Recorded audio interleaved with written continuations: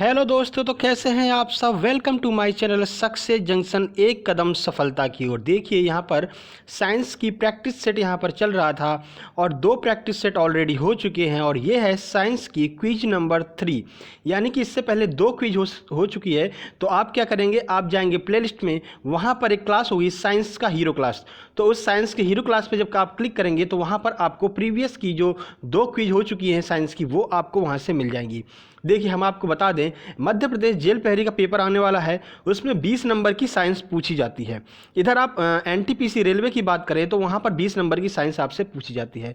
Group D की बात करते हैं, वहाँ पर आपसे साइंस पूछी जाती है।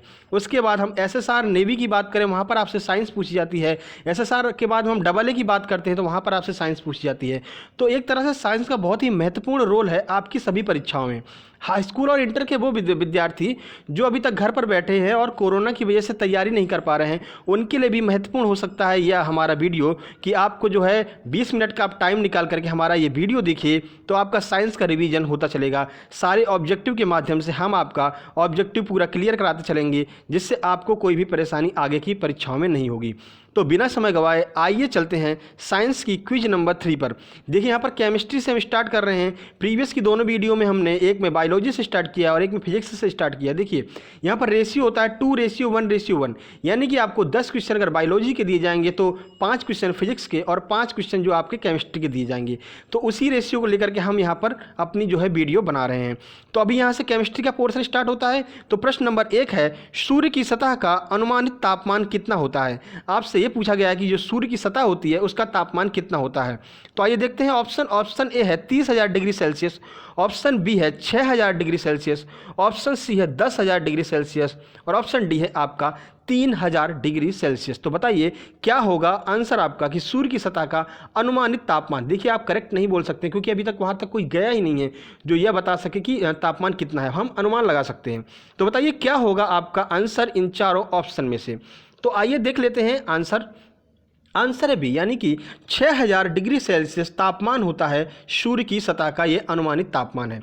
तो आइए अतिरिक्त जानकारी जान लेते हैं इस प्रश्न के बारे में। तो देखिए सूर्य सौर मंडल में स्थित एक तारा है। सबको पता है कि सूर्य एक तारा है जिसके चारों ओर पृथ्वी तथा अन्य अवयव जो होते हैं वो चक्कर लगाते रहते हैं। ठीक है, क्यों? गुरुत्वाकर्षण बल के कारण। तो सूर्य का भी अपना एक गुरुत्वाकर्षण बल होता है। देखिए सूर्य के कोर का तापमान 15.7 करोड़ केल्विन है। अब यहाँ पर कोर का मतलब क्या है? कोर का मतलब है बिल्कुल मध्य पॉइंट जो होता है, बिल्कुल बीच में, जहाँ पर आपकी ये क्रिया चलती है, हाइड्रोजन हीलियम में बदलता रहता है और प्रकाश बनता रहता है। तो वहाँ का तापमान जो है 15.7 करोड़ केल्विन का है। ठीक है, वहीं सतह का तापमान लगभग 6,000 डिग्री सेल्सियस है। इसमें मुख्य रूप से हाइड्रोजन और हीलियम गैसें पाई जाती हैं। यानी कि सूर्य में जो है वो हाइड्रोजन और हीलियम गैस पाई जाती है। यानी हाइड्रोजन जो है वो हीलियम में लगातार परिवर्तित होता रहता है और हमको प्रकाश मिलता रहता है। तो इसी के द्वारा हम सौर ऊर्जा का निर्माण कर लेते हैं, क्योंकि सौर ऊर्जा एक कभी न खत्म होने वाली ऊर्जा है, जिससे हमें बराबर बिजली जो है प्राप्त होती रहती है। ठीक है, तो उम्मीद करते हैं यह प्रश्न आपका क्लियर हो चुका होगा। तो चलते हैं प्रश्न नंबर 2 की तरफ। तो प्रश्न नंबर 2 है, त्वरित चूने का रासायनिक नाम क्या है? आपको यह बताना है जो त्वरित चूना होता है उसका रासायनिक नाम क्या है। ऑप्शन ए है कैल्शियम हाइड्रोक्साइड, ऑप्शन बी है कैल्शियम ऑक्साइड, ऑप्शन सी है कैल्शियम कार्बोनेट और ऑप्शन डी है कैल्शियम सल्फेट। तो बताइए क्या होगा प्रश्न नंबर 2 का आपका आंसर। तो आइए देख लेते हैं आंसर। तो आंसर इसका बी, यानी कि कैल्शियम ऑक्साइड जो है वो त्वरित चूने का रासायनिक नाम होता है। तो आइए अतिरिक्त जानकारी जान लेते हैं इस प्रश्न के बारे में। तो देखिए त्वरित चूने का रासायनिक नाम कैल्शियम ऑक्साइड है और इसका रासायनिक सूत्र क्या होता है? तो CaO होता है त्वरित चूने का रासायनिक सूत्र। तो चलते हैं प्रश्न नंबर 3 की तरफ। तो प्रश्न नंबर 3 बहुत ही महत्वपूर्ण है और आपको जानकर के ये आश्चर्य होगा कि जो हमारा ताजमहल अभी तक सफ़ेद दिखाई देता है, कुछ समय बाद 5 या 10 साल बाद धीरे धीरे वो काला होना शुरू हो गया है। पीलापन तो अभी से ही छाने लगा है। आप आगरा जाइए, देख कर के आइए, तो अब क्या है, आपका जो ताजमहल है वो हल्का हल्का पीला दिखाई देने लगा है। तो उसका रीज़न क्या है, हम आपको इस प्रश्न में पूरा आपको समझा देंगे कि उसका रीज़न क्या है, क्या वजह है। आप दूसरों से पूछ भी सकते हैं कि भाई ये ताजमहल जो है वो अब पीला हो रहा है, क्यों हो रहा है, तो आप उसका रीजन उसको बिल्कुल समझा सकते हैं। तो आइए हम इस प्रश्न में आपको बताते हैं। देखिए ताजमहल को किस प्रदूषण से खतरा उत्पन्न हो रहा है, यानी कि ताजमहल पे ऐसा क्या प्रदूषण इफेक्ट कर रहा है जिससे उसका रंग जो है वो बदल रहा है। तो ऑप्शन ए है कार्बन डाइऑक्साइड, ऑप्शन बी है सल्फर डाइऑक्साइड, ऑप्शन सी है क्लोरीन और ऑप्शन डी है ऑक्सीजन। तो बताइए कि ताजमहल का रंग इनमें से किसकी वजह से परिवर्तित हो रहा है। तो आइए देख लेते हैं इसका आंसर। तो इसका आंसर है बी, यानी कि सल्फर डाइऑक्साइड। तो आइए हम आपको बताते हैं कि सल्फर डाइऑक्साइड किस तरह से ताजमहल के रंग को परिवर्तित कर रही है। तो देखिए, सबको पता है कि ताजमहल जो है वो संगमरमर से बनी हुई इमारत है। अब क्या हो रहा है कि कारखानों से निकलने वाले धुएं में उपस्थित सल्फर डाइऑक्साइड, देखिए सल्फर डाइऑक्साइड जो कारखानों से धुआं निकल रहा है उसमें SO2 पाई जाती है, ठीक है। तो सल्फर डाइऑक्साइड के कारण खराब हो रहा है, क्योंकि देखिए सल्फर डाइऑक्साइड जैसे कारखानों के धुओं से निकली, ठीक है, ऊपर गई, ऊपर उसको मिल गया जलवाष्प, ठीक है। तो जलवाष्प से जब सल्फर डाइऑक्साइड ने क्रिया किया तो उसने क्या बनाया, एक अम्ल का निर्माण किया, और वो अम्ल जो है वो अम्ल वर्षा के रूप में जमीन पर बरसता है। तो बरसने के कारण क्या होता है कि जो आपका संगमरमर है वो उस अम्ल से क्रिया कर लेता है और एक पीले प्रकार का ऑक्साइड बनाता है। वो पहले शुरुआत में पीला होगा, पीला होगा, पीला होगा, उसके बाद वो काला होता चला जाएगा। तो आप देखेंगे 20 से 25 साल बाद आपको ताजमहल काले रंग का दिखाई देने लगेगा। इसीलिए उत्तर प्रदेश सरकार ऐसी बहुत सी योजनाएं चला रही है जिसके माध्यम से ताजमहल को बचाया जा सके, क्योंकि ताजमहल एक बहुत ही महत्वपूर्ण धरोहर है और बहुत ही रेवेन्यू हमको यहाँ पर मिलता है। पर्यटन से जो रेवेन्यू मिलता है वो बहुत सारा हमें ताजमहल के माध्यम से ही मिलता है। तो उम्मीद करते हैं आपको पूरा समझ में क्लियर समझ में आ गया होगा कि आखिर क्या है इसका रीजन। तो प्रश्न नंबर 4 है, खाने में कौन सा नमक उपयोग में लाया जाता है। यहाँ पर आपसे पूछा गया जो आप नमक खाते हैं उसका नाम क्या है। बहुत सरल क्वेश्चन है, लेकिन ये बहुत ही महत्वपूर्ण क्वेश्चन है, क्योंकि ये आगामी परीक्षाओं में आएगा और पिछली परीक्षाओं में, काफ़ी परीक्षाओं में आपको देखने को मिलेगा ये प्रश्न। तो प्रश्न नंबर 4 है कि खाने में कौन सा नमक उपयोग में लाया जाता है। ऑप्शन ए है सोडियम हाइड्रोक्साइड, ऑप्शन बी है सोडियम एसीटेट, ऑप्शन सी है सोडियम क्लोराइड और ऑप्शन डी है कैल्शियम क्लोराइड। तो बताइए क्या होगा इसका आंसर। उम्मीद करते हैं कि 80% लोगों ने इसका आंसर दे दिया होगा। तो आइए देख लेते हैं इसका आंसर। इसका आंसर है सी, जी हाँ, सोडियम क्लोराइड जो है उसे हम खाने का नमक भी कहते हैं। तो आइए देख लेते हैं कैसे बनता है ये आपका सोडियम क्लोराइड और कैसे ये आपके शरीर के लिए महत्वपूर्ण है। तो खाने के नमक का रासायनिक सूत्र NaCl है, ठीक है, सबको पता होता है। इसे समुद्री जल के वाष्पीकरण से प्राप्त किया जाता है। क्या है, समुद्री जल में जब वाष्पीकरण होता है तो उसको इकट्ठा करके रख दिया जाता है और धीरे धीरे जब उसका पानी उड़ जाता है तो वहाँ पर नमक बचा रह जाता है। इस तरह से आपका निर्माण होता है खाने के नमक का। यह शरीर में अनेक उपापचयी क्रियाओं के लिए आवश्यक है। देखिए उपापचयी क्रियाएं क्या होती हैं, जैसे आपके शरीर से पसीना निकलता है तो उसके माध्यम से जो हमारा टेम्परेचर होता है उसको नियंत्रित किया जाता है, तो ये उपापचयी क्रिया होती है। तो इसके माध्यम से जो है, अगर आप जितना नमक का इस्तेमाल करेंगे, नमक अगर आप खाएंगे पर्याप्त मात्रा में, तो आपकी उपापचयी जो क्रियाएं हैं, आपका शरीर का टेम्परेचर जो है वो नियंत्रण में रहेगा। तो उम्मीद करते हैं यह प्रश्न आपको क्लियर हो चुका होगा। तो चलते हैं प्रश्न नंबर 5 की तरफ। तो प्रश्न नंबर 5 क्या है, ये भी बहुत महत्वपूर्ण प्रश्न है कि मानव रक्त का pH मान कितना होता है। तो pH के बारे में हमने आपको प्रीवियस वीडियो में जो है आपको बता दिया है कि pH वैल्यू क्या होती है, किसकी कितनी होती है। तो यहाँ पर मानव रक्त का pH वैल्यू आपसे पूछी गई है। तो ऑप्शन ए है 3, ऑप्शन बी है 12, ऑप्शन सी है 6 और ऑप्शन डी है 7.5। तो बताइए क्या होगा इसका आंसर आपके हिसाब से। तो आइए देख लेते हैं। इसका आंसर है डी, यानी कि 7.5, यानी मानव रक्त का जो pH मान होता है वो 7.5 होता है। तो देखिए, और जो है शरीर का जो है 7% भाग जो है वो रक्त होता है। अगर आपका वजन 100 किलो है तो आपका जो रक्त होगा वो 7 लीटर रक्त जो है आपके शरीर में पाया जाएगा, यानी कि शरीर के वजन का 7% जो है वो आपका रक्त होता है, ठीक है। तो चलते हैं प्रश्न नंबर 6 की तरफ। तो प्रश्न नंबर 6 क्या है, सिरके में कौन सा अम्ल पाया जाता है। ऑप्शन ए है लैक्टिक एसिड, ऑप्शन बी है मैलिक एसिड, ऑप्शन सी है एसिटिक एसिड या फिर ऑप्शन डी है इनमें से कोई नहीं। तो बताइए आपके हिसाब से क्या हो सकता है इसका आंसर कि सिरके में कौन सा अम्ल पाया जाता है। तो आइए देख लेते हैं इसका आंसर। इसका आंसर है सी, यानी कि एसिड जो है वो सिरके में पाया जाता है। तो और जो 2 एसिड दिए हुए हैं वो कहाँ कहाँ पाए जाते हैं, आइए हम आपको पूरी जानकारी दे देते हैं। तो देखिए, सिरका एक खट्टा तरल पदार्थ है जिसमें 4 से 12% तक एसिटिक एसिड होता है। यह एक केमिकल प्रोसेस के फलस्वरूप बनता है। इस प्रोसेस को फर्मिनेशन कहते हैं। सिरका बनाने के लिए फल या गन्ने के रस का प्रयोग किया जाता है। देखिए, या तो सिरका जो है वो फल के रस से आपको मिलेगा या फिर गन्ने के रस से आपको सिरका प्राप्त होगा। तो बाकी के 2 जो हैं, देखिए लैक्टिक एसिड का क्या काम है। तो लैक्टिक एसिड के द्वारा जो है, जैसे लैक्टिक एसिड अपने हड्डियों में अगर जम जाता है तो हमको थकान का अनुभव होता है। यानी जब आपको थकान लगने लगे ना, कोई क्या यार मुझे बहुत थकान महसूस हो रही है, तो उससे बोलना भाई साहब तुम्हारी मांसपेशियों में जो है ना लैक्टिक एसिड जम गया है, ठीक है। तो लैक्टिक एसिड जब आपकी हड्डी और मांसपेशियों में जम जाता है तब वहाँ पर आपको थकान का अनुभव होता है।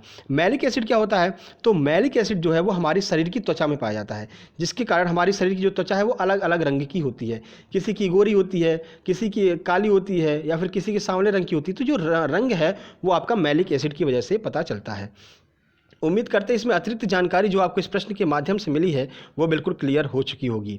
देखिए यही हमारा ध्येय है, यही सक्सेस जंक्शन का ध्येय है कि आपको एक प्रश्न से कम 4 से 5 प्रश्न क्लियर कराएंगे। अगर हम आपको 20 प्रश्न करा रहे हैं तो आप ये मान के चलिए कि 20 नहीं, वो आपके 80 से 90 प्रश्न क्लियर हो रहे हैं मात्र 20 से 30 मिनट की वीडियो में। तो प्रश्न नंबर 7 है, टूथपेस्ट में किस सामग्री का प्रयोग एक अपघर्षी के रूप में किया जाता है। यानी कि देखिए आपको टूथपेस्ट अगर आप हाथ पे थोड़ा सा इसको ऐसे रगड़ेंगे तो आप पाएंगे उसमें थोड़ा सा कुछ घर्षण घर्षण सा लग रहा है, ठीक है, बिल्कुल प्लेन नहीं होता है। तो ऐसा कौन सा जो सामग्री है जिसका प्रयोग इसमें किया जाता है? तो ऑप्शन ए है सोडियम क्लोराइड, ऑप्शन बी है सोडियम फ्लोराइड, ऑप्शन सी है सिलिका जेल और ऑप्शन डी है कैल्शियम क्लोराइड। अब देखिए आपने तुरंत सोडियम क्लोराइड लगा दिया होगा। क्यों भाई साहब? क्योंकि आपने बहुत सा प्रचार देखा है। प्रचार में क्या होता है, एकदम वो ऐसे कूदती है उस पर एरोप्लेन पे से, बताइए आपके टूथपेस्ट में नमक है कि नहीं है, बताइए, अरे बताइए बताइए। मतलब आपके दिमाग में भर दिया गया है कि टूथपेस्ट में नमक होता है और आपने दिमाग लगा लिया कि भाई साहब नमक जो होता है वो खुरदरा। तो यहाँ पर अपघर्षी के रूप में आपने सीधे सोडियम क्लोराइड NaCl लगा दिया, ठीक है। लेकिन आपका आंसर गलत हो गया है भाई साहब। टूथपेस्ट में नमक तो होता है लेकिन वो अपघर्षी की तरह नहीं कार्य करता है। तो कैसे कार्य करता है आइए हम आपको बताते हैं। तो इसका आंसर है सिलिका जेल, ठीक है। जो सिलिका जेल होता है वो अपघर्षी की तरह कार्य करता है टूथपेस्ट में, जो हम डेली टूथपेस्ट का आप इस्तेमाल करते हैं। देखिए सिलिका जेल का प्रयोग टूथपेस्ट में अपघर्षी के रूप में किया जाता है या दांतों की सफाई के लिए हल्के घर्षण के रूप में टूथपेस्ट में श्वेत एजेंट की तरह कार्य करता है। यानी जो व्हाइट व्हाइट आपको दिखता है वो टूथपेस्ट में जो है सिलिका जेल मिलाया होता है। अब आप कहेंगे सर आप तो कोलगेट की कह रहे हैं, व्हाइट व्हाइट दिखता है, पर हम तो कोलगेट नहीं, हम तो क्लोजअप यूज करते हैं, उसमें रेड रेड दिखता है। आप बताइए कहाँ पर है? तो भाई साहब जो रेड के अंदर जो आप देखेंगे हल्का हल्का सा जो है अलग अलग कलर के जो है दाने दाने से आपको दिखाई देते हैं, तो वो होती है सिलिका जेल। अब यहाँ पर व्हाइट है तो आपको व्हाइट दिखेगी, वहाँ पर रेड है तो उसके अंदर विभिन्न प्रकार के रंगीन बना करके उसको डाल दिया जाता है, ठीक है, जिससे आपको समझ में आ जाए कि ये जो है सिलिका जेल होती है, वहाँ पर अपघर्षी के रूप में कार्य करता है। तो ठीक है, तो अब आगे से आप ध्यान रखना आपके टूथपेस्ट में नमक हो या ना हो मगर सिलिका जेल जरूर होगा, ठीक है। तो चलते हैं प्रश्न नंबर अगला है आपकी तरफ। प्रश्न नंबर आ रहा है 8वां। तो प्रश्न नंबर 8वां बिल्कुल आप सबके साथ में ऐसा कभी ना कभी जरूर होता होगा। सोहन पेट की अम्लता से परेशान है, उसे निम्न में से क्या लेने से राहत मिल सकती है? देखिए सोहन को क्या है, एसिडिटी हो गई है, सीधी सी बात ये है, ठीक है। अब उसे ऐसा क्या चीज़ ले ले कि उसको जो है आराम मिल जाए? आप कहेंगे इनो ले ले, पर इनो तो ऑप्शन में ही नहीं है, ये तो गड़बड़ हो गई। अब आंसर कैसे लगा लें? तो आंसर देखिए, ऑप्शन ए है मैग्नीशियम हाइड्रोक्साइड, ऑप्शन बी है साइट्रिक अम्ल, ऑप्शन सी है कैल्शियम हाइड्रोक्साइड और ऑप्शन डी है एसिटिक अम्ल। तो बताइए क्या होगा इसका आंसर? आइए देख लेते हैं। इसका आंसर है 8, यानी कि मैग्नीशियम हाइड्रोक्साइड जो होता है वो जो है आपके जो है एसिडिटी में फ़ायदा पहुंचाता है, ठीक है। तो आप जो इनो लेते हैं ना काम शुरू 6 सेकंड में, भाई साहब वो इनो उसका नाम है, उसमें होता है मैग्नीशियम हाइड्रोक्साइड, ठीक है। तो आइए अतिरिक्त जानकारी जान लेते हैं। तो पेट में अम्लीयता को बढ़ने पर उसका निदान क्षार का सेवन करने से किया जा सकता है। देखा अगर आपके पेट में अम्ल बढ़ गया है तो उसको मारने के लिए क्या चाहिए? क्षार चाहिए, और क्षार के लिए आप क्या लेते हैं? इनो लेते हैं, काम शुरू 6 सेकंड में। देखिए चूंकि कैल्शियम ऑक्साइड के कारण पेट में छाले हो सकते हैं, आपने क्या है कैल्शियम ऑक्साइड खा लिया जो कि एक अम्ल है और वो आपके पेट में छाले उसने बना दिए, ठीक है। इसलिए मैग्नीशियम हाइड्रोक्साइड जब आप लेंगे तो उन छालों में आपको राहत होगी और आपको ऐसा लगेगा कि हाँ भाई हमारा पेट अब जो है हल्का हल्का सा महसूस हो रहा है, ठंडा ठंडा सा लग रहा है। भाई साहब वो इनो के अंदर मैग्नीशियम हाइड्रोक्साइड होती है जो आपके पेट में आकर के आपको राहत पहुंचाती है काम शुरू 6 सेकंड में। आपने ये प्रचार भी काफ़ी बार देखा होगा। प्रश्न नंबर 9 की तरफ चलते हैं। तो प्रश्न नंबर 9 है, निम्न में से किस रसायन को कीटनाशक के रूप में प्रयोग में नहीं लाया जा सकता? देखिए प्रश्न पर गौर कीजिए, नहीं लाया जा सकता है, ठीक है। ऐसा बहुत बार हुआ है कि जो विद्यार्थी हैं उन्होंने नहीं शब्द पर गौर नहीं किया और उनको पहला दिखा गैमेक्सिन, ओहो यही है भैया कीटनाशक, और गैमेक्सिन लगा के चले आए। घर पे आए प्रश्न पत्र देखा उसमें लिखा हुआ था नहीं किया जा सकता, दूसरे ऑप्शन देखे अरे यार ये तो सेम टू सेम है। तो आगे से आप इस बात पर ध्यान रखेंगे कि प्रश्न को आप बड़ी गहराई से पढ़िए, उसमें पूछा क्या जा रहा है। तो आपसे पूछा गया है कि किस रसायन को कीटनाशक के रूप में प्रयोग में नहीं लाया जाता है? ऑप्शन ए है गैमेक्सिन, ऑप्शन बी है ब्लीचिंग चूर्ण, ऑप्शन सी है डीडीटी और ऑप्शन डी है मेलाथिन। तो बताइए क्या होगा इसका आंसर? तो आइए देख लेते हैं। इसका आंसर है बी, यानी कि जो ब्लीचिंग चूर्ण होता है उसको कीटनाशक के रूप में प्रयोग में नहीं लाते हैं। तो ब्लीचिंग चूर्ण का यूज कहाँ पर होता है आइए हम आपको बताते हैं। देखिए ब्लीचिंग पाउडर जिसे कैल्शियम हाइपोक्लोराइड भी कहते हैं, तो ये बात आपको ध्यान रखना है कि ब्लीचिंग पाउडर का दूसरा नाम कैल्शियम हाइपोक्लोराइड है, ठीक है, जो कि एक रवेदार ठोस है। ये एक ठोस पदार्थ होता है इससे क्लोरीन की तीव्र गंध निकलती है, ठीक है, क्योंकि क्लोरीन है तो क्लोरीन की तीव्र गंध निकलेगी ब्लीचिंग पाउडर में। आपको पता है कि ब्लीचिंग पाउडर में जो है क्लोरीन गैस होती है। इसका प्रयोग जल के शुद्धिकरण के लिए किया जाता है। जब आपको जल शुद्ध करना होता है तो आप क्या करते हैं, क्लोरीन की गोली उसमें डाल देते हैं। तो भाई साहब वो क्लोरीन तो होती है लेकिन वो ब्लीचिंग पाउडर उसमें मिला हुआ होता है, तो उस ब्लीचिंग पाउडर की मदद से आपका जल जो है वो शुद्ध हो जाता है। तो उम्मीद करते हैं आपको समझ में आ गया होगा। तो चलते हैं प्रश्न नंबर 10 की तरफ। तो प्रश्न नंबर 10 है, मांसपेशियों में ऑक्सीजन की कमी से क्रिकेटरों में खिंचाव आने का कारण क्या है। देखिए कभी कभी आप उन्हें क्रिकेट देखते हैं, अभी आईपीएल चल रहा है तो आप क्रिकेट देख रहे होंगे, तो कभी कभी क्या होता है जब कोई प्लेयर होता है लगातार मैच खेल रहा है तो कभी कभी बॉलिंग कराते समय उसकी मांसपेशियों में खिंचाव आ जाता है और वो लगड़ा करके चलने लगता है या फिर बैठ जाता है। तो वो रीजन क्या है जिसकी वजह से उसकी मांसपेशियों में खिंचाव आया। तो आइए देखते हैं। ऑप्शन ए है पायरुवेट से एथेनॉल में परिवर्तन, यानी कि जो अम्ल होता है उसकी मांसपेशियों में वो किस में बदल जाता है, तो पायरुवेट से एथेनॉल में परिवर्तन हो जाता है। ऑप्शन बी है पायरुवेट से ग्लूकोज में परिवर्तन हो जाता है। ऑप्शन सी है ग्लूकोज से पायरुवेट में परिवर्तन हो जाता है। ऑप्शन डी है पायरुवेट से लैक्टिक एसिड में परिवर्तन हो जाता है। अगर आपने ये वीडियो शुरू से बहुत ध्यान से देखा होगा तो आप इसका आंसर लगा सकते होंगे, बिल्कुल आपने आंसर लगा दिया होगा अगर आपने प्रीवियस कुछ प्रश्नों को बड़ी ध्यान से सुना होगा। तो आइए देखते हैं, इसका आंसर है डी, यानी पायरुवेट से लैक्टिक एसिड में परिवर्तित हो जाता है। देखिए हमने आपको अभी पिछले ही प्रश्न में बताया था कि लैक्टिक एसिड हमारी मांसपेशियों में जम जाता है जिसकी वजह से हमें थकान का अनुभव होने लगता है। तो देखिए अगर आप सुनेंगे तो आपको एक प्रश्न से 4 से 5 प्रश्न यहाँ पर क्लियर होंगे, आपके दिमाग में प्रश्न बैठ जाएंगे।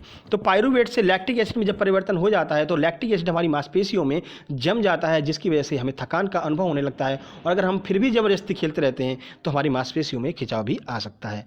उम्मीद करते हैं यह प्रश्न आपका बिल्कुल क्लियर हो चुका होगा।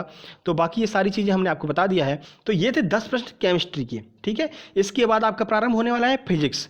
5 प्रश्न आपके फिजिक्स के होंगे और 5 प्रश्न आपके बायोलॉजी के होंगे। तो जिस तरह परीक्षाओं में आते हैं हमने सेम टू सेम उसी पैटर्न को आपको फॉलो किया है, ठीक है। तो आइए देखते हैं, अब यहाँ से आपकी फिजिक्स स्टार्ट हो रही है। तो प्रश्न नंबर 11 है फिजिक्स से संबंधित। देखिए वाहनों में दिए गए ब्रेक, यानी वाहनों में जो ब्रेक दिए जाते हैं उनका कार्य क्या होता है, वो कैसे कार्य करते हैं। तो आइए देखते हैं। घर्षण के बिना काम कर सकते हैं। ऑप्शन बी है घर्षण के बिना काम नहीं कर सकते हैं। ऑप्शन सी है घर्षण को कम करने के लिए प्रयोग में आते हैं। ऑप्शन डी है इनमें से कोई नहीं। तो बताइए जो वाहनों में ब्रेक दिए रहते हैं उनका यूज क्या होता है। तो आइए देख लेते हैं इसका आंसर है बी, यानी कि घर्षण के बिना कार्य नहीं कर सकते हैं। देखिए अगर ब्रेक में घर्षण नहीं होगा तो ब्रेक और पहिए के बीच में घर्षण अगर नहीं होगा तो वो उसको रोक नहीं पाएगा। तभी तो कभी कभी आप जैसे साइकिल चला रहे हैं तो साइकिल में जो एक गट्टा होता है, गट्टा बोलते हैं ना अपने यहाँ देसी भाषा में गट्टा, तो जो गट्टा होता है वो गट्टा अगर घिस जाए यानी कि उसका घर्षण अगर कम हो जाए तो आपकी ब्रेक लगना बंद हो जाती है, कम हो जाती है ब्रेक लगना। तो वही एक रीजन है, यानी कि घर्षण के बिना आपकी ब्रेक कार्य नहीं कर सकती है। हम बिल्कुल आपको नॉर्मल अपने जीवन में जो उदाहरण चलते रहते हैं उनके माध्यम से आपको समझाएंगे, आपको बिल्कुल पूरा का पूरा प्रश्न आपके समझ में आएगा।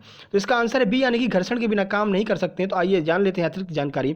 वाहनों में दिए गए ब्रेक घर्षण के बिना काम नहीं कर सकते हैं। जब तक घर्षण नहीं होगा तब तक चिकने पृष्ठ होने की वजह से दुर्घटनाओं की संभावना अधिक बनी रहती है। यानी कि अब पृष्ठ उसका चिकना हो जाएगा तो ब्रेक नहीं लगेगा, तो ब्रेक नहीं लगेगा तो आप कहीं ले जा करके ठोक देंगे, ठीक है।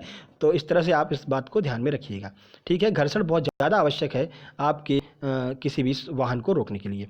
तो चलते हैं प्रश्न नंबर डी की तरफ। बहुत ही मज़ेदार प्रश्न है ये, आपको काफ़ी कन्फ्यूज भी कर सकता है और दूसरों से आप पूछेंगे तो वो भी कन्फ्यूज हो सकता है। पूछिएगा जरूर किसी से, एक बार ये प्रश्न पूछ कर देखिएगा कि वायु की अनुपस्थिति में एक पहाड़ से हमने एक हाथी और एक चींटी को फेंका, तो बताइए कौन सबसे पहले ज़मीन पर पहुँचेगा। आप इसका आंसर दीजिएगा। मैं आपके सामने ऑप्शन पढ़ के सुना देता हूं।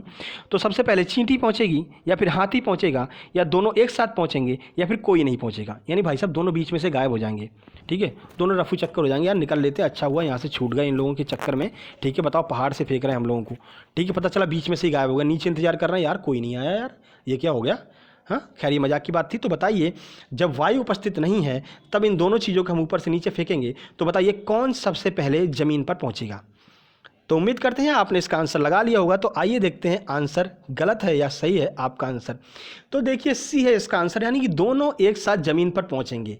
अब कन्फ्यूज कैसे पहुंचेंगे यार, तो देखिए हम आपको बताते हैं।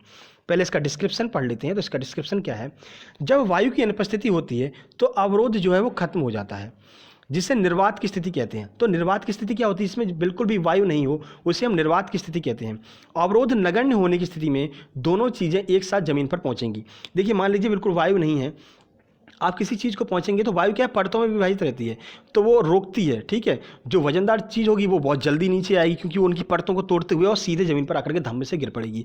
जो कमज़ोर चीज़ होगी, जो हल्की चीज़ होगी, वो बड़ी धीरे धीरे से उन परतों को क्रॉस कर पाएगी और धीरे धीरे ज़मीन पर गिरेगी। लेकिन यहाँ पर क्या बात की जा रहा है, यहाँ पर आपसे बोला जा रहा है कि वायु तो है ही नहीं भाई साहब, वायु तो है ही नहीं, ठीक है। तो वायु नहीं है तो दोनों चीज़ें ऊपर से एक साथ आएंगी, कोई भी अवरोध बीच में नहीं आएगा, कोई भी रुकावट नहीं आएगी और दोनों एक साथ ज़मीन पर आकर के गिरेंगी, ठीक है। तो उम्मीद है आज आपको ये प्रश्न क्लियर हो चुका होगा कि अगर वायु नहीं है और आपने चींटी और हाथी को ऊपर से नीचे फेंका तो दोनों चीज़ें एक साथ ज़मीन पर आकर के टकराएंगी, ठीक है। तो ये क्लियर हो चुका है। तो चलते हैं प्रश्न नंबर 13 की तरफ। तो प्रश्न नंबर 13 है, ये भी प्रश्न आपको कई बार देखने को मिला होगा और ये दैनिक जीवन में ये घटनाएं घटती हैं। तो आइए देखते हैं। तो तेज़ी से आती हुई क्रिकेट बॉल को पकड़ने के लिए एक खिलाड़ी अपने हाथों को पीछे की ओर खींचता है, ऐसा वो क्यों करता है? तो ऑप्शन ए है समय बढ़ाने के लिए, ऑप्शन बी है समय घटाने के लिए, ऑप्शन सी है अधिक बल लगाने के लिए और ऑप्शन डी है संवेग में परिवर्तन की दर को बढ़ाने के लिए। तो बताइए, आप भी क्रिकेट खेलते होंगे, ठीक है, यहाँ पर काफ़ी बच्चे क्रिकेट खेलते हैं। तो आप जब कैच करते हैं तो आप हाथों को पीछे क्यों खींचते हैं, आगे की ओर धक्का क्यों नहीं देते हैं? तो आइए आज आपका ये प्रॉब्लम भी सॉल्व हो जाएगी कि हम ऐसा क्यों करते हैं। तो इसका आंसर है ए, यानी कि समय बढ़ाने के लिए। अब समय बढ़ाने से क्या होगा भाई साहब, हैं? समय बढ़ाएगा तो कैच भाई धीरे देरी से आएगा, मान लो छूट गया तो कैच। तो आइए हम आपको बताते हैं कि हम अपने हाथों को जो है पीछे की ओर क्यों खींचते हैं कैच लेते वक्त। देखिए, तेज़ी से आती हुई गेंद को पकड़ने के लिए खिलाड़ी अपने हाथों को पीछे की ओर खींचता है जिससे गेंद और उसके हाथों के बीच में समय बढ़ जाए, क्योंकि समय बढ़ने से क्या होगा, जो वस्तु है तो वस्तु पर जो आरोपित बल की मात्रा है वो कम हो जाती है और खिलाड़ी के हाथों में चोट नहीं पहुंचती है। यानी कि आपने जैसे अपने हाथों को पीछे की ओर खींचा तो जो गेंद आपकी एकदम लग करके बाहर जाने वाली थी वो आपने उसके और अपने हाथों के बीच में समय को बढ़ा लिया, तो गेंद एकदम से आकर के आपके हाथों में समा जाती है, ठीक है। अगर आप आगे की ओर धक्का देंगे तो आप अपने इधर देखिए, इधर से आपने हाथ को आगे बढ़ाया, उधर से बॉल आ रही है, तो दोनों में जब टक्कर होगी तो वो विपरीत बल कार्य करेगा, ठीक है, और बॉल को और दूर फेंक देगा, ठीक है। इस वजह से आपका कैच छूट जाएगा और हाथों में चोट भी लग जाएगी वो ऊपर से, ठीक है। तो आगे से ध्यान रखिएगा, अगर किसी का कैच छूटता हो, मान लो कैच लेने में परफेक्ट नहीं हो, तो क्या देना, यार भैया ने आज कैच लेना सिखा दिया यार, है हाथों को पीछे खींचना है, तभी सामने वाला खिलाड़ी आउट होगा, ध्यान रखिएगा। तो चलते हैं प्रश्न नंबर 14 की तरफ। तो प्रश्न नंबर 14 के सामने आ रहा है कि न्यूटन की गति का द्वितीय सिद्धांत हमें किसकी परिभाषा देता है? इनमें से किस चीज़ की परिभाषा देता है हमको न्यूटन की गति का द्वितीय सिद्धांत? तो ऑप्शन ए है बल, ऑप्शन बी है त्वरण, ऑप्शन सी है वेग और ऑप्शन डी है संवेग। तो बताइए, न्यूटन की गति का द्वितीय नियम हमको इनमें से किसकी परिभाषा देता है? तो आइए आंसर देख लेते हैं। आंसर इसका ए, यानी कि न्यूटन की गति का दूसरा नियम जो है वो हमें बल की परिभाषा देता है।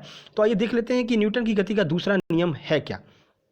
तो न्यूटन की गति का दूसरा नियम इस तरह है, किसी वस्तु के संवेग परिवर्तन की दर उस पर आरोपित बल के अनुक्रमानुपाती होती है और यह परिवर्तन बल की दिशा में होता है। आप यहाँ से भी पकड़ सकते हैं कि बार बार बल की बात की जा रही है, तो यहाँ पर जो न्यूटन की गति का दूसरा नियम है वो आपको बल की परिभाषा देता है।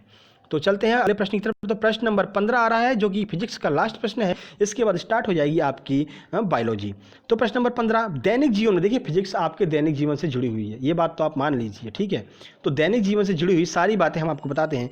यह प्रश्न हम जब आपको सॉल्व कराएंगे तो आप जाकर के मम्मी को बताइएगा, ठीक है, बहन को बताइएगा, क्योंकि ये सारी चीज़ें उनके साथ डेली हो रही हैं, डेली वो इन चीज़ों को अपने यूज में ला रहे हैं। तो देखिए, बेलन से रोटी बेलते समय हम चकले पर सूखा आटा छिड़कते हैं, क्यों छिड़कते हैं ये आपसे पूछा गया है।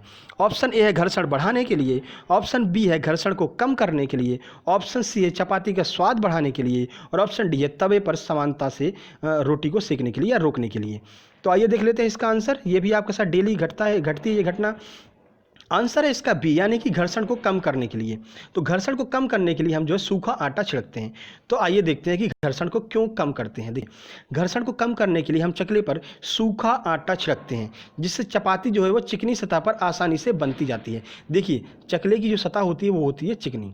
अब अगर घर्षण नहीं होगा तो क्या होगा, मान लीजिए कि आप रोटी बेल रहे हैं, ठीक है, तो वो बार बार चिपक जाएगी, ठीक है। अगर उसमें मान लीजिए थोड़ा सा भी छेद है, घर्षण है उसमें थोड़ा सा भी छेद है, तो आपकी रोटी जो है तवे उस चकले से चिपक जाया करेगी। तो हम क्या करते हैं, चकला चिकना होता है, उस पर हमने ऊपर से आटा और डाल लिया सूखा वाला। तो अब क्या है, अब आप रोटी को बेलते जाइए और रोटी एकदम घूमती जाएगी, यानी कि जो वहाँ पर घर्षण है वो बिल्कुल नगण्य हो जाता है, कम हो जाता है घर्षण, और बड़ी आसानी से आपकी रोटी जो है वो गोल बन जाती है, ठीक है। यहाँ पर जो विद्यार्थी अपने विद्यार्थी जीवन में कहीं बाहर रूम लेकर के रहे होंगे तो उनको ये बात पता होगी, उनके साथ भी ये घटना घटी होगी। कभी उनकी भारत के आकार की रोटी बनती थी, कभी अमेरिका के आकार की रोटी बनती थी। लेकिन आज से अगर आपके साथ ऐसा हो रहा है तो आप बस एक काम कीजिए, चकले पर थोड़ा सा आटा छिड़क लीजिए तो आपकी बिल्कुल गोल रोटी बनेगी। आगे से आपको भारत का नक्शा या फिर अमेरिका का नक्शा, जापान का नक्शा, इन चीज़ों से रूबरू नहीं होना पड़ेगा। ठीक है, खैर ये थी मजाक की बात। तो चलते हैं बायोलॉजी की तरफ। तो आपकी बायोलॉजी यहाँ से स्टार्ट होती है प्रश्न नंबर 16 से। तो प्रश्न नंबर 16 है, फलों में मीठा स्वाद होने का कारण क्या है। यानी कि फल आप कोई खाते हैं तो आपको मीठा लगता है, खट्टा लगता है, तो क्यों लगता है, तो मीठा क्यों लगता है, ये आपसे पूछा गया है। ऑप्शन ए है माल्टोज होता है उसमें, ऑप्शन बी है उसमें राइबोज होता है, ऑप्शन सी है उसमें लैक्टोज होता है, और ऑप्शन डी है उसमें फ्रक्टोज होता है। तो बताइए क्या होता है, क्या वजह है कि आपको जो फल है वो मीठे लगते हैं। तो आइए आंसर देख लेते हैं। इसका आंसर है डी, यानी कि फ्रक्टोज उपस्थित होता है उन फलों में जिसकी वजह से ये फल आपको मीठे लगते हैं।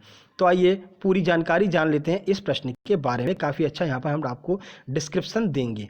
देखिए, फलों में मीठा या खट्टा स्वाद उसमें उपस्थित यौगिकों पर निर्भर करता है कि उसमें क्या चीज़ है।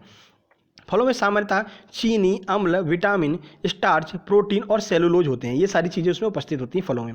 तो फ्रक्टोज भी होता है। तो फ्रक्टोज क्या है, फ्रक्टोज ग्लूकोज के साथ मुक्त अवस्था में बहुत से मीठे फलों में, यानी कि जो भी मीठे फल होंगे उसमें आपको फ्रक्टोज मिलेगा। यहाँ तक कि शहद में भी पाया जाता है। और ये फ्रक्टोज कितना ज़्यादा मीठा होता है, देखिए चीनी से 1.75 यानी कि 1.75 गुना अधिक मीठा होता है चीनी से, ये जो फ्रक्टोज आपका होता है। ठीक है, तो देखिए जो जिनको शुगर होता है उनको शुगर की वो गोली जाती है चाय में मिला करके, तो फ्रक्टोज की बनी हुई होती है। यानी फलों का जो है वो रस निकाला जाता है उसमें से और वो गोली बनाते हैं, जिससे शुगर वालों को भी मीठे का अनुभव होता रहता है। तो वो तो मतलब एक तरह से रामबाण है शुगर वालों के लिए। शुगर वाले जो है मीठे से मतलब दूर रहना पड़ता है उनको, बड़ा दुख का कारण बन जाता है उनके लिए। मीठा देखते रहते हैं मगर खा नहीं पाते हैं। तो यहाँ पर अब वो फ्रक्टोज का इस्तेमाल कर सकते हैं और वो भी अपनी ज़िंदगी में जो मीठे स्वाद की वजह से उनको दूर रहना पड़ता है, वो मीठा स्वाद भी ले सकते हैं। ठीक है, तो प्रश्न नंबर 17 है, जीवन की सभी प्रक्रियाओं के लिए आवश्यक ऊर्जा हमें कहाँ से प्राप्त होती है। देखिए, जैसे कि कोई भी आपका वाहन है उसको आवश्यक ऊर्जा कहाँ से प्राप्त होती है, तो पेट्रोल के दहन से। पेट्रोल या डीजल जब दहन होता है तो उससे ऊर्जा जो निकलती है आपका वाहन चलता है। अब हमारे अंदर कोई पेट्रोल और डीजल तो है नहीं, तो हमको ऊर्जा कहाँ से मिलेगी, तो हम खाना खाते हैं ना, तो वहीं से हमको ऊर्जा मिलती है। तो आइए देख लेते हैं। ऑप्शन ए है श्वसन और उत्सर्जन, ऑप्शन बी है पोषण और श्वसन, ऑप्शन सी है उत्सर्जन और पाचन, ऑप्शन डी है पोषण और उत्सर्जन। तो बताइए इनमें से किस क्रिया के माध्यम से हमको जो है ऊर्जा मिलती है। तो ऑप्शन है आंसर है इसका बी, यानी कि पोषण और श्वसन की वजह से हमको ऊर्जा मिलती है। तो आइए पूरी जानकारी देख लेते हैं इस प्रश्न के बारे में कि कैसे हमको ऊर्जा की प्राप्ति होती है। श्वसन एक जैव रासायनिक क्रिया होती है। एक प्रश्न आपका यहाँ से क्लियर हुआ। इसके द्वारा भोज्य पदार्थों का ऑक्सीकरण होता है। देखिए, जब हम श्वसन लेते हैं, जब हम सांस लेते हैं तो ऑक्सीजन की मदद से जो है क्या है, कोई भी पदार्थ हम खाते हैं तो वहाँ पर उसका ऑक्सीकरण होता है। ऑक्सीकरण होने के बाद में क्या होता है, इस क्रिया में ऊर्जा का उत्पादन होता है। तो ऑक्सीकरण की वजह से वहाँ से आपकी ऊर्जा निकलती है। जैसे पेट्रोल डीजल का दहन होता है तो वाहनों को ऊर्जा मिलती है, तो ऐसे ही हमारे अंदर जब ऑक्सीकरण होता है भोज्य पदार्थों का तो हमको वहाँ से ऊर्जा मिलती है, जो कि एटीपी के रूप में संचित कर ली जाती है। तो एटीपी के रूप में हमारी ऊर्जा की इकाई, आपको दूसरा प्रश्न यहाँ से क्लियर हो गया कि ऊर्जा की इकाई क्या होती है, तो ऊर्जा की इकाई जो है वो एटीपी होती है। तो एटीपी के रूप में ऊर्जा जो है वो आपकी संचित कर ली जाती है। ठीक है, उम्मीद करते हैं ये प्रश्न आपका क्लियर हो चुका होगा। तो चलते हैं प्रश्न नंबर 18 की तरफ। प्रश्न नंबर 18 है, आयरन के अभाव से मानव में कौन सा रोग हो जाता है। अब यहाँ आयरन से तात्पर्य लोहा है। अब ऐसा न कर लेना कि आपके यहाँ जो है गाटर वगैरह काट कर रखा है, ठीक है, आप कह रहे हैं यार हमारे अंदर आयरन की कमी है, पता चला आप गाटर वाटर उसको छोटे छोटे टुकड़े करके खाने चल दिए कि यार हमारे अंदर आयरन की कमी है, ये गाटर हम खा लेते हैं तो हमको जो है आयरन जो है हमारा पूर्ण मिल जाएगा, या तवे कोई काट के खाने लगे कि लोहे का बनाया तवा, ऐसा कुछ नहीं है। तो आइए देखते हैं, पूरी हम जानकारी आपको देंगे। तो ऑप्शन ए है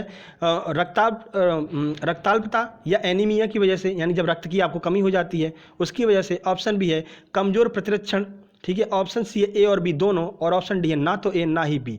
यानी कि आयरन के अभाव से मानव में कौन सा रोग हो जाता है ये आपको बताना है। क्या एनीमिया हो जाता है या फिर कमजोर प्रतिरक्षण प्रणाली हो जाती है हमारी। तो आइए देखते हैं, इसका आंसर है सी, यानी कि ए और बी दोनों। यानी कि देखिए, जब आपके अंदर आयरन का अभाव हो जाएगा तो मानव का ये उपरोक्त जो दोनों रोग दिए हुए हैं, यानी कि एनीमिया दिया हुआ है और प्रतिरक्षण प्रणाली हमारी कमजोर हो जाती है। एनीमिया का साधारण मतलब खून की कमी से, यानी जब आपको खून की कमी हो जाती है तो उस रोग को हम एनीमिया कहते हैं। तो उसके लिए क्या है, आपको डॉक्टर के पास जाएंगे तो डॉक्टर आपको आयरन की गोली देगा। तो भाई आयरन की गोली खाना है, तवे काट करके मत खाने लगना। हाँ, पता चला तुम साइकिल का जो वो मडगार्डर बोलते हैं उसको, मडगार्डर लोहे का बना है, उसको काट काट करके खा रहे हो, भाई हमारे अंदर आयरन की कमी हो गई है, चलो खा लेते हैं लोहा खा लेते हैं। जी नहीं, आपको आयरन की गोली जो है वो डॉक्टर देंगे, उसकी मदद से आप अपने इन रोगों को बिल्कुल भी ठीक कर सकते हैं। तो उम्मीद करते हैं प्रश्न क्लियर हो चुका होगा। तो चलते हैं प्रश्न नंबर 19 की तरफ। गॉल ब्लैडर स्टोन किस चीज़ का जमाव है? देखिए, आप कभी कभी आपको सुनाई पड़ता होगा, अरे भाई उसके पेट में दर्द हो रहा है, उसकी तो पथरी बन गई है। तो पथरी होती क्या है? वो गॉल ब्लैडर जो स्टोन होता है वो किस चीज़ का बना होता है, हम आपको आइए बताते हैं। ऑप्शन ए है वो कैल्शियम का बना होता है, ऑप्शन बी है या फिर फास्फोरस का बना होता है, ऑप्शन सी है ग्लूकोज का बना होता है, और ऑप्शन डी है कोलेस्ट्रॉल का बना होता है। तो बताइए कि वो जो गॉल ब्लैडर या जिसे हम पथरी भी कहते हैं, किसका बना होता है? तो आइए आंसर देखते हैं। इसका आंसर है ए, यानी कि वो जो गॉल ब्लैडर या पथरी है वो जो है आपका कैल्शियम से बना हुआ होता है। तो आइए देख लेते हैं अतिरिक्त जानकारी। गॉल ब्लैडर स्टोन कैल्शियम का जमाव है। इसे सामान्य बोलचाल की भाषा में हम पथरी भी कह सकते हैं। तो पथरी किसी की भी पथरी हुई हो ना, तो जाकर के बोल दो भाई तुमको गॉल ब्लैडर स्टोन हो गया है और कैल्शियम का जमाव हो गया है आपके अंदर, तो कतई आपको एकदम डॉक्टर समझ लेगा, भाई यार इसको इतनी जानकारी कहाँ से हो गई। तो उनको बताइएगा कि अब आपको भी अगर ऐसी जानकारी चाहिए तो सक्सेस जंक्शन पर जाइए, जहाँ से आपको मिलेगी अतिरिक्त जानकारी। भाई अपने दोस्तों को तो बताओ यार कि कुछ अलग, कुछ नया, नई चीज़ें यहाँ पर मिल रही हैं, उनको भी तो सब्सक्राइब करवाइए, उनको भी बताइए कि अगर आपको कुछ अलग चाहिए तो सक्सेस जंक्शन पर जाइए। तो चलते हैं प्रश्न नंबर 20 की तरफ। तो प्रश्न नंबर 20 है, किसके आक्रमण के कारण आम, सर्दी, जुकाम, चेचक और खसरा हो जाता है? ये 3 रोग किसकी वजह से होते हैं? तो 3 अलग अलग प्रश्न बन करके आपकी परीक्षाओं में आ सकते हैं कि आपको सर्दी जुकाम किस वजह से होता है, क्योंकि सर्दी जुकाम बहुत चल रहा है भाई, कोरोना चल रहा है, ठीक है, कोरोना चल रहा है तो आपको सर्दी जुकाम होगा, तो उसका रीज़न क्या है ये आपसे पूछा गया है। चेचक और खसरा ये भी एक ही माध्यम से होते हैं, तो बताइए वो कौन सा माध्यम है? तो केवल विषाणु की वजह से होते हैं, केवल जीवाणु की वजह से होते हैं, केवल प्रजीव गण की वजह से होते हैं, या फिर विषाणु और जीवाणु दोनों की वजह से होते हैं? ये 3 जो आपको रोग ऊपर दिए गए हैं। तो आइए आंसर देख लेते हैं। इसका आंसर है ए, यानी कि केवल विषाणु की वजह से जो है आपको सर्दी, जुकाम, चेचक और खसरा हो जाता है, यानी कि जो 3 रोग हैं वो वायरस की वजह से होते हैं। तो आइए अतिरिक्त जानकारी देख लेते हैं। तो देखिए, विषाणु वायरस के आक्रमण के कारण आम, सर्दी, जुकाम, चेचक और खसरा हो जाता है। चेचक एक विषाणु जनित रोग है, ठीक है, यह रोग वायरोला विषाणु के कारण होता है। तो आपके 1, 2, 3 और 4 प्रश्न यहाँ से क्लियर हो गए कि चेचक एक विषाणु जनित रोग है, और कौन सा विषाणु है? तो वायरोला विषाणु के द्वारा होता है। खसरा भी एक विषाणु जनित रोग है, तो पैरामिक्सो वायरस की वजह से आपको खसरा हो जाता है। तो आपको इस एक प्रश्न में कम से कम 6 से 7 प्रश्न आपके क्लियर हो चुके हैं, ठीक है। उम्मीद करते हैं यह वीडियो आपको बहुत पसंद आया होगा। तो यहाँ पर हमने लिख दिया है थैंक यू, यानी आपका बहुत बहुत धन्यवाद इस वीडियो को देखने के लिए। इसी के साथ जो है आपकी जो क्विज नंबर 3 थी ये होती है समाप्त, और अगली क्विज नंबर 4 जो है वो आपकी बहुत ही जल्द देखने को मिलेगी, क्योंकि हम जो क्लास चला रहे हैं वो अल्टरनेट चल रही है। कुछ दिनों बाद हम आपको शाम को जो है अलग से जो है विज्ञान की ये क्विज चल रही है उसको शाम को शिफ्ट कर देंगे। फिलहाल जो है वर्क बहुत ज़्यादा पड़ रहा है, इसकी वजह से हम इसको अल्टरनेट चला रहे हैं। यानी आपको हिंदी की क्विज मिलती है सबसे पहले, उसके बाद आपको पॉलिटी की भी क्विज मिलती है, ठीक है, करंट अफेयर जीके की क्विज मिलती है, और उसके बाद आपको यहाँ पर साइंस की क्विज मिलती है।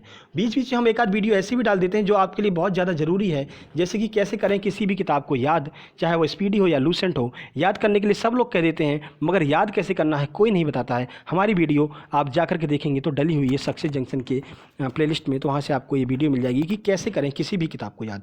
उसके बाद फुटबॉल के लिए हमने एक कहानी बताई आपको, एक कहानी आपको हमने सुना दी है, तो उस कहानी को आप सुन लेंगे तो फुटबॉल की कप और ट्रॉफियां जो है आपको याद हो जाएंगी। बैडमिंटन की कप और ट्रॉफियां हमने आपको एक छोटी सी कहानी के माध्यम से याद करा दी है। तो जिसे कहते हैं ट्रिक, भाई साहब ट्रिक कुछ नहीं होता है, जिसके माध्यम से चीज़ें हमें याद हो जाए वही हमारे लिए ट्रिक है। तो अपनी ट्रिक आप खुद भी बना सकते हैं, ठीक है। तो उम्मीद करते हैं ये वीडियो आपको पसंद आया होगा, और बाकी वीडियो जो है प्लेलिस्ट में है, प्लेलिस्ट में जाकर के आप वीडियो देख सकते हैं। नीचे जो सक्सेस जंक्शन लिखा हुआ है चैनल का नाम, उसके सामने सब्सक्राइब का बटन आपको दिख रहा होगा, उसको दबा दीजिए, तो आपको बिल्कुल समय समय पर नोटिफिकेशन मिलती रहेंगी अलग अलग वीडियोज़ की। तो जल्द ही मिलते हैं अगली वीडियो में, तब तक के लिए नमस्कार।